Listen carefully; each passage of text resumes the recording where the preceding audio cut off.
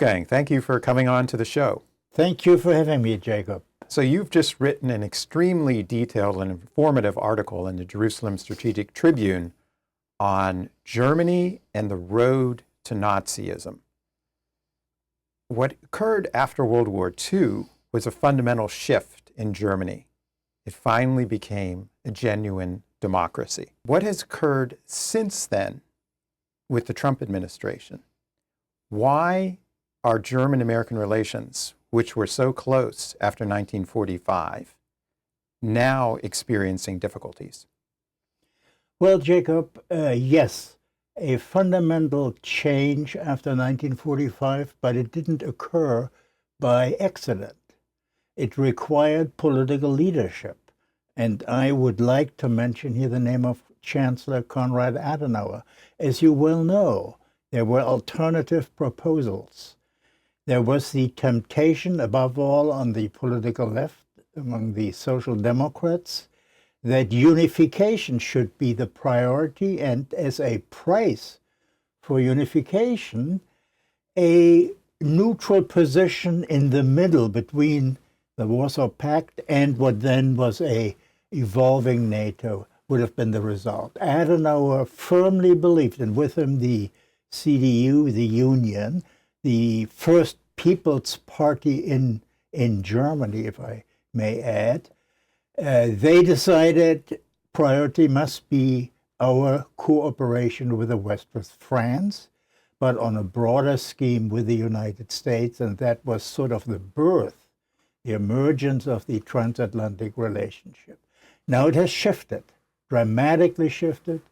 I am pained to say that I'm deeply troubled about the current state of the affairs. Again, it didn't happen overnight. I would think that the anti-Americanism got more fuel in the 1970s, partly a result of the '68 student revolution, the anti-imperialist sort of rhetoric, but also the Vietnam War played a role, which was not understood at all in Europe, in Germany in particular. And the interest in the United States, looking beyond the headlines, if you look in academia, in the media world, has decreased. I came to the United States almost 45 years ago. I remember journalists, this was before internet and all these wonderful tools the media has at its disposal these days. These journalists would travel the country, would talk, and not just sit in their offices, look at American media outlets, and basically duplicate what has been reported in the United States 24 hours earlier. It's a little exaggerated. There are some good journalists still left, but the majority, the quality of the majority of German, European media representatives lack a deeper understanding of the United States. Where would you see German foreign policy headed now? Before 1945, some historians believed that Germany had followed a Sonderweg, or a special path to modernity. And then there was Bismarck, who said that Germany could be das Zünglein an der Waage, the tipping the scale slightly between East and West, and allying itself neither with East or West, but jockeying for advantage between the two. Do you believe, now that the Cold War has ended and that the Trump administration is pushing Europe to assume more of the burden of defense, that Germany will take a more active role, become a leading power in Europe and try and carve out its own path, or will it subsume itself in the European Union? What does the future hold?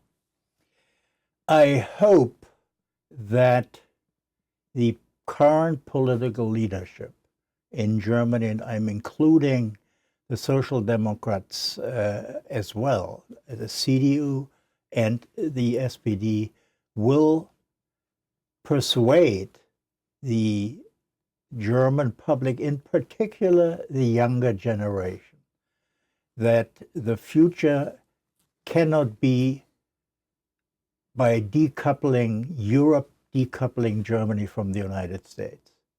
That's item number one. Number two, it is very important to maintain a close German-French relationship. That's, I think, owed, looking to our very bad history in regard to the many conflicts between these countries. And thirdly, yes, we should stay close. Germany should stay close to the United States. The defense effort has to be increased. And let me emphasize, it's not just a matter of euros or dollars being spent in the defense budget. It is a matter of mental attitude that the younger generation understands freedom, democracy doesn't come free.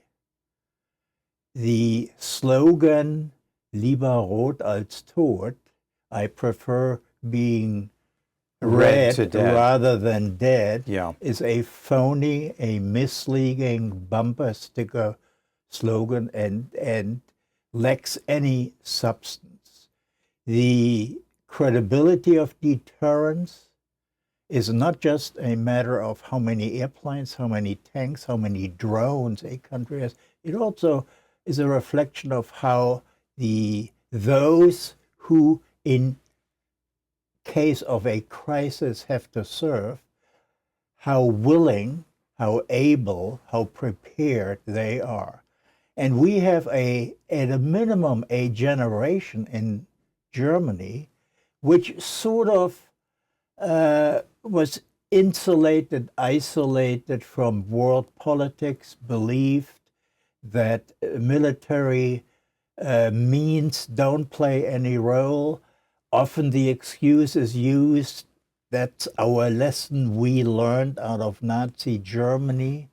And what Germans don't understand is, and have not really understood, is that military means can be a tool for the good if rationally, appropriately, wisely deployed. Now, when we talk about, of course, part of this is German memory of the Third Reich and has fostered a more pacifist mentality inside Germany as it is done in Japan. And Germany did make a sincere effort to confront the Nazi past. In fact, there are so many German historians examining it. And you focused on one, Götz Ali, who discusses the popularity of the Third Reich.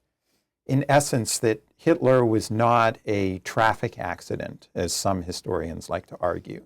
That he did, in fact, manage to create a wide basis of support for his movement.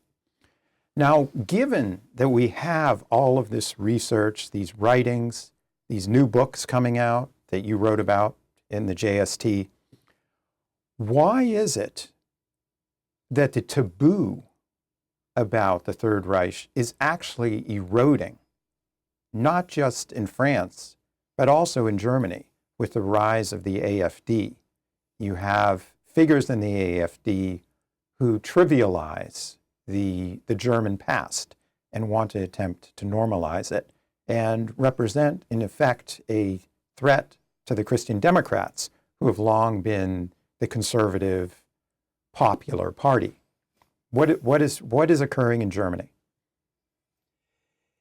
In Germany, we have a right-wing extremist party. Pockets within that group may well have overstepped the borders of our Constitution. That's why they, according to the basic law, the German Constitution, are under observation. However, the majority within that group, I would not label neo-Nazis or Nazis, or even people belittling the Holocaust and not remembering what all Germans must remember, what happened between 1933 and 1945. Right. There's a lot of discontent, particularly in Eastern Germany, with unification, the economic difficulties they're experiencing. I agree, it's too simplistic simply to say that every member of the Right, AFD right. is some kind of a Right. fascist. That's Right. clearly not the case. Right. But what do you think is propelling the party, and why does it represent? Why is Chancellor Friedrich Merz so concerned about the AFD? He is concerned, and rightly so, because it is difficult to convince, particularly in the eastern part of unified Germany, in the so-called 5 new German states, people in their 40s and 50s who had no opportunity to enjoy the growing landscapes as Chancellor Kohl early on the eve of unification promised. It's not his fault, it's nobody's fault, but to explain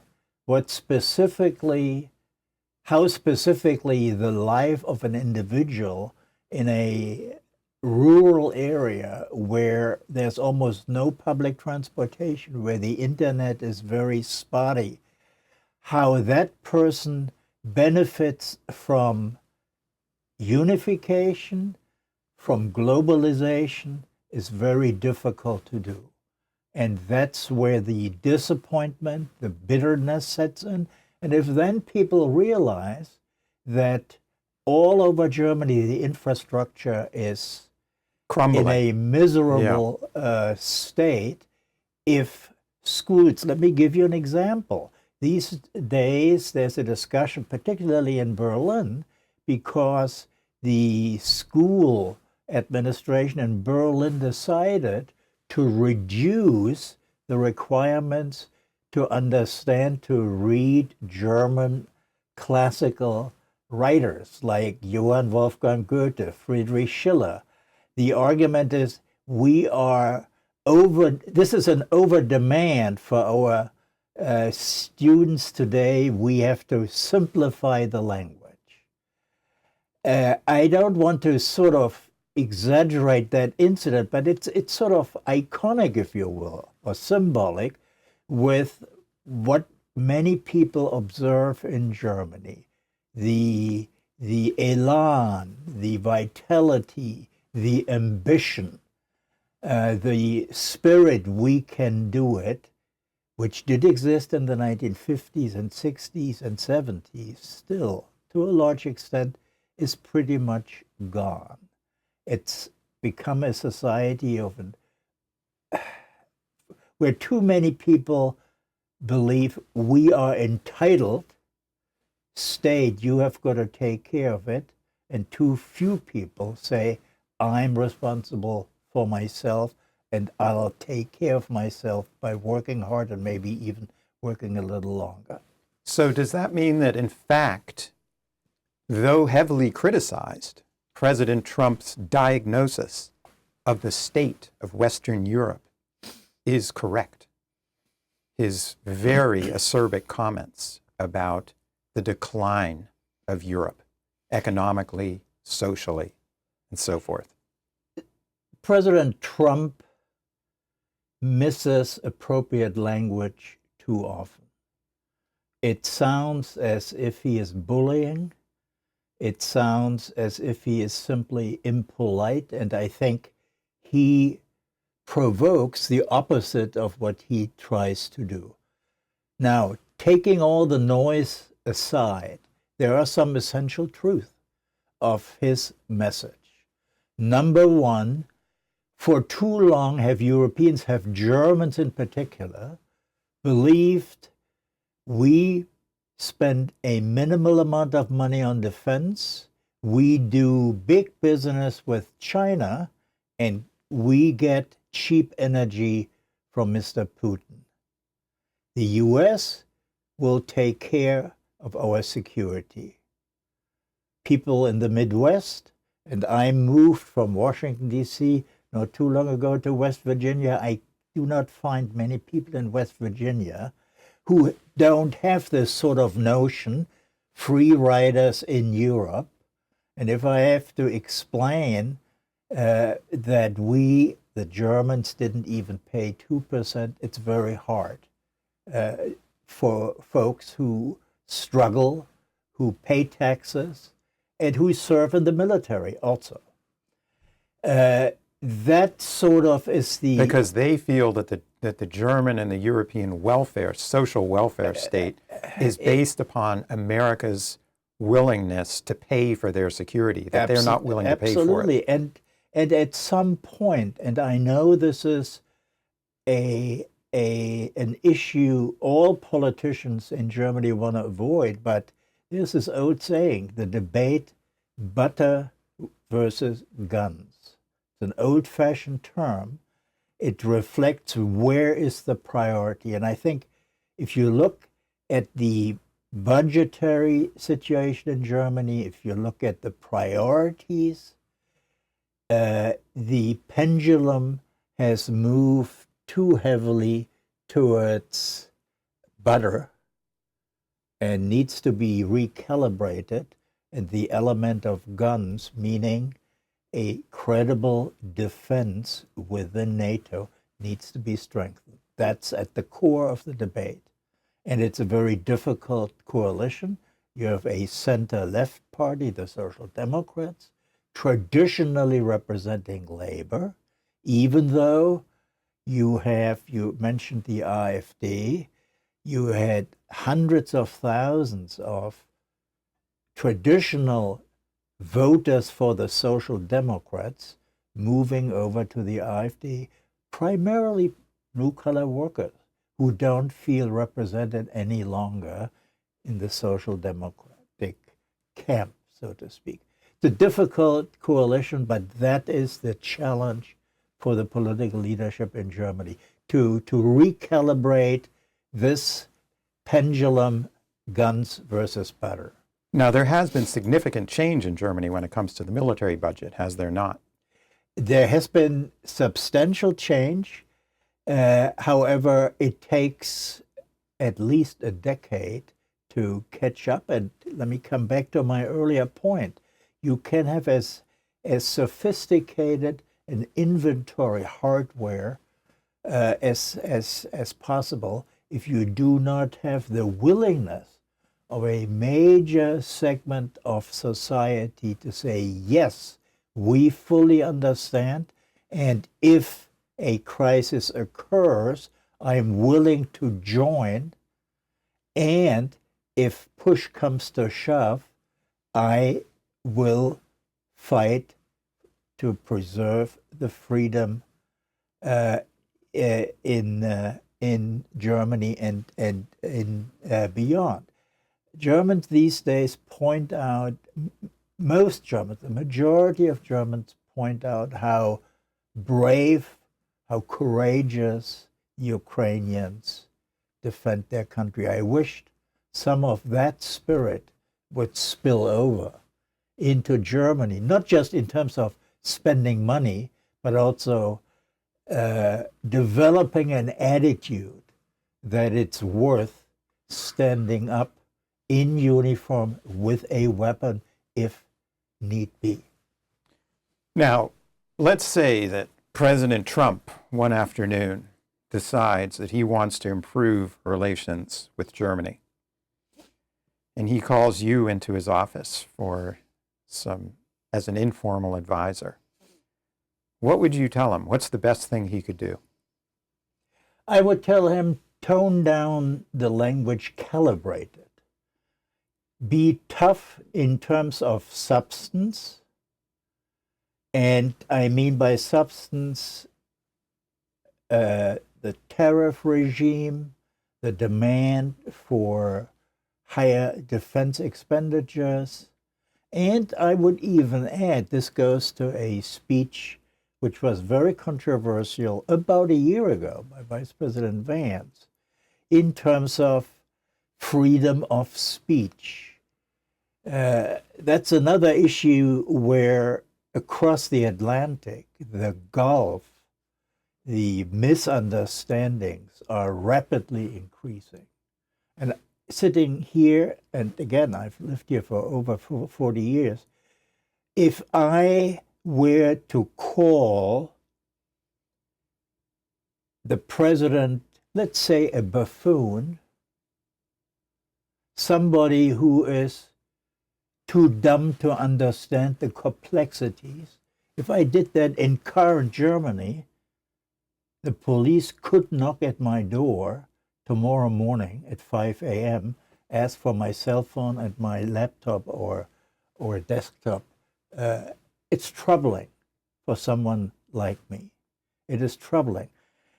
In particular, a legislation which was put in place some years ago, that it makes a difference whether I call a politician a buffoon or whether I call a friend of mine or any other person. This special role for politicians is an alleged protection against, not against hate speech, against speech which belittles a politician is deeply troubling. I would add, you asked me what would you advise? Tone down the rhetoric. Decent rhetoric is required, but stay tough on the issues. And this freedom of speech, as far as I'm concerned, should also be on the list of issues. Let me flip. And it goes both ways.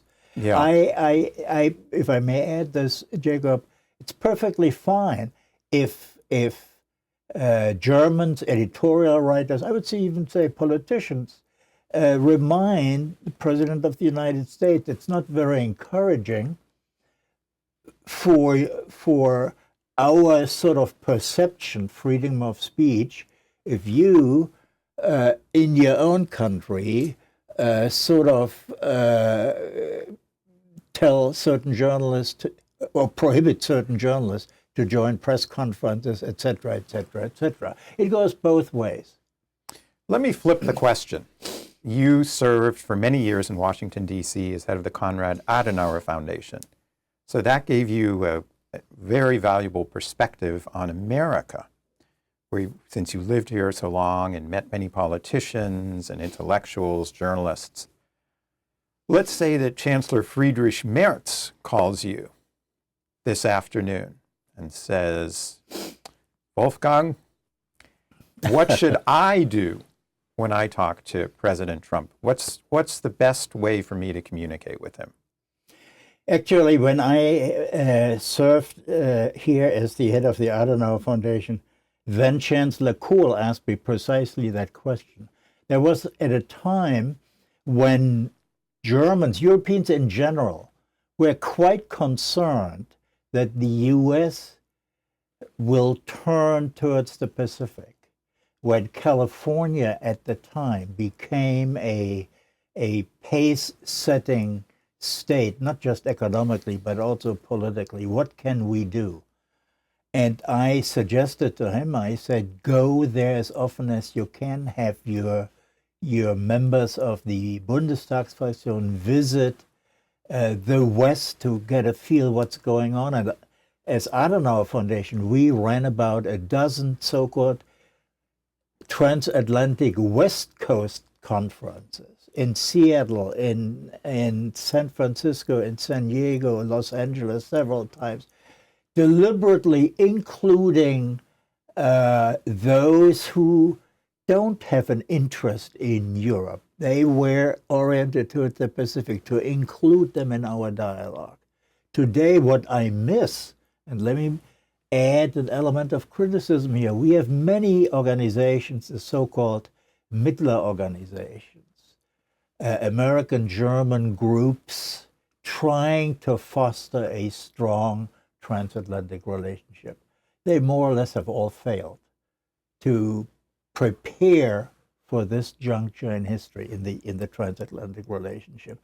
If I tune in, I still see discussions among the same people as if nothing has changed than 10, 20 years ago.